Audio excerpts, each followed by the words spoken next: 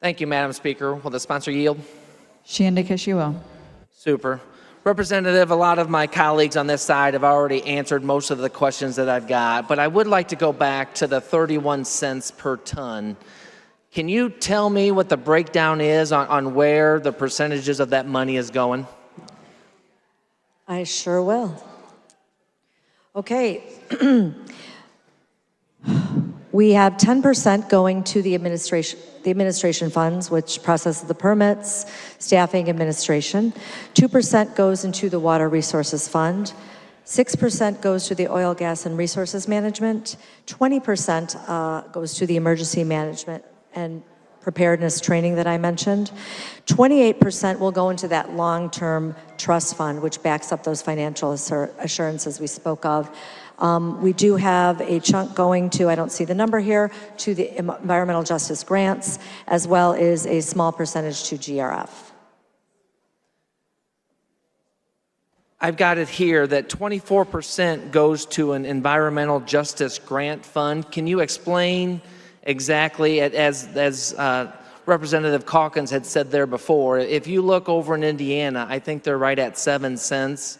When we look at this 24% of 31, we're roughly 8 cents. Can you explain to me exactly where that funding of the Environmental Justice Grant Fund, where that money will go? Well, sure. The reason for that, the inclusion of that line, was a lot of the plants we're talking about, the applications, these industrial applications, cement plants, they're located in EJ communities. So what we've done throughout our efforts to decarbonize is make sure that the communities that are most impacted also derive some benefit from our efforts and are able to participate as we move to a cleaner and greener economy and deal with sustainability and decarbonization at all levels. So this is not inconsistent with what we've done in CEJA and what we hope to do as we decarbonize buildings and as we go towards dealing with vehicle emissions, et cetera.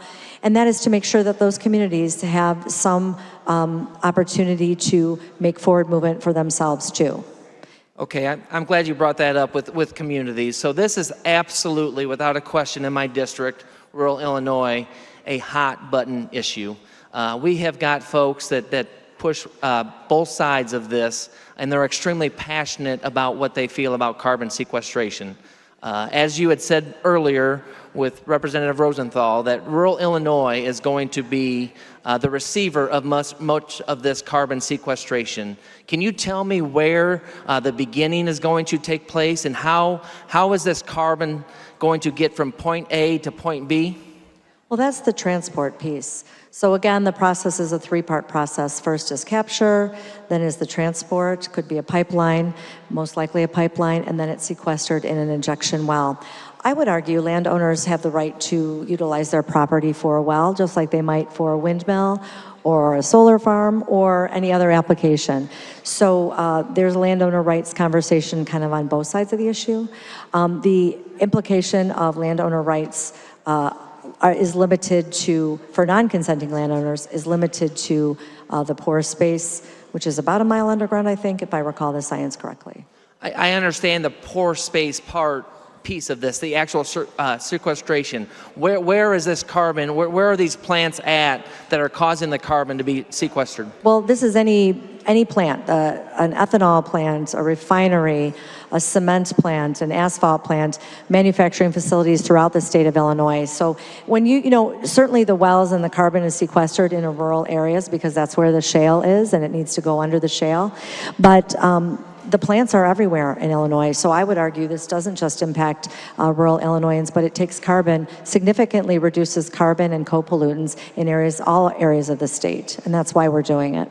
So refineries up in the suburban area, the collar county areas, they're going to sequester their carbon and they're going to put it in a pipeline and pump it down into rural Illinois. Is that what you're saying? Well, it's up to those companies. I don't know of existing plans or business plans or the business models for those, but this is what it's designed, is to keep them from emitting carbon, an opportunity to collect the carbon and keep it underground and not up into our atmosphere where it contributes to the continued and devastating impacts of the climate crisis. Super. So when we talk about the placing of pipelines, it is all instrumental on this moratorium. Can you explain to me, I understand the piece where it's either going to be it's either going to come from the federal government with the regulations and FEMA, or it's going to come with a moratorium 2 years out. Can you explain to me the reason for the 2-year moratorium? Well, you got it there. The 2-year moratorium is just that we don't go ahead with pipelines until there are federal rules in place. Now, you know that pipelines are governed by the Interstate Commerce Clause. We can't regulate pipelines completely. The federal government has primary responsibility for that through PHMSA. And therefore, we're waiting for those rules to come down before we feel comfortable proceeding with the pipelines. If they come down sooner, then the moratorium will not continue for the full duration. Sure. But one extra step, as I've mentioned throughout my presentation, we do go far above and beyond the federal requirements. So there is also a component of this bill that allows for the ICC to have a process to regulate pipeline safety and protections for landowners where the federal government does not. So where there are regulatory gaps, we are mandating the ICC to fill those in. I am all for landowners' rights. So now that you brought that up, let's have a conversation about the non-participating landowners in rural Illinois. Are they protected in this? Well, the term is the non-consenting landowners, and the first step is for, once it is determined that it is safe and suitable to put an injection well on a particular property, the company would do modeling to determine how far the carbon would extend, and that would tell them which percentage of the land owners they need to contact about the potential project. So of that group of landowners that they identify as being impacted by the stored carbon, they need to get at least 75%, which is the highest number or equal to the highest number that we have in any other state, to agree to move forward. It could be 99%, it could be 80%, but minimum of 75%. At that point, if they move forward, the process then goes to the DNR. And it is not an eminent domain process. It is about that pore space below the surface. It cannot be used for putting a well on. You can't be required to have a well on your property. It's only for the pore space impacted under the ground.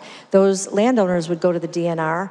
That public hearing would be held. They would have the opportunity to present information on just compensation, fair market value, and the calculation, which would be an average that the other representative mentioned, is one factor that's considered when you determine what just compensation is.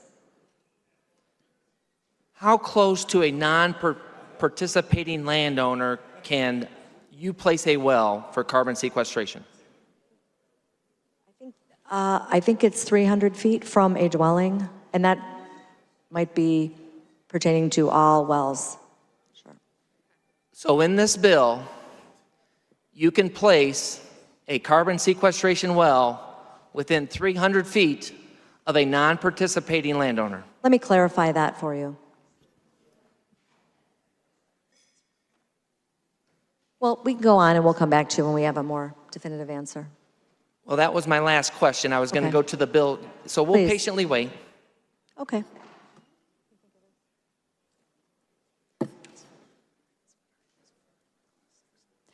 Actually, that may be something that is in the Class 6 permitting regs. That is a federal requirement under the Safe Drinking Water Act. So that may be something that they have jurisdiction over that we do not. Okay, super. To the bill. As I had stated before, this is an extremely hot topic in my district. I am pro-economic growth. I am pro seeing this state move forward, but I am pro public safety. We need to make sure that not just 75% of landowners are protected. We need to make sure all of our landowners are protected. Rural Illinois is a prime spot for carbon sequestration. I will not deny that. I have an ethanol plant in my district that is working hard and tirelessly to get a project up and rolling. They are pillars of their community. They do a fantastic job. They are an economic driver of the community in which they represent. Folks, you need to vote what your district wants you to do here. That carbon sequestration is coming to rural Illinois, but it is coming from the suburbs as well. That carbon is going to be sequestered in refineries, in other businesses, and it's going to be sent to rural Illinois via the way of pipeline. It is extremely important that we get this right. I have been in this chamber for just over 16 months. I promise you this is going to be one of the hardest votes I have to take to date. I sat in and listened to the committee yesterday. Leader Ellick brought up a great point. This stuff is coming to rural Illinois, represented by members on my side of the aisle. I know this discussion has been taking place for 2 years, but all of a sudden, in the 11th hour of this spring session, our hair was automatically on fire. We need to slow down. We need to make sure that this is right.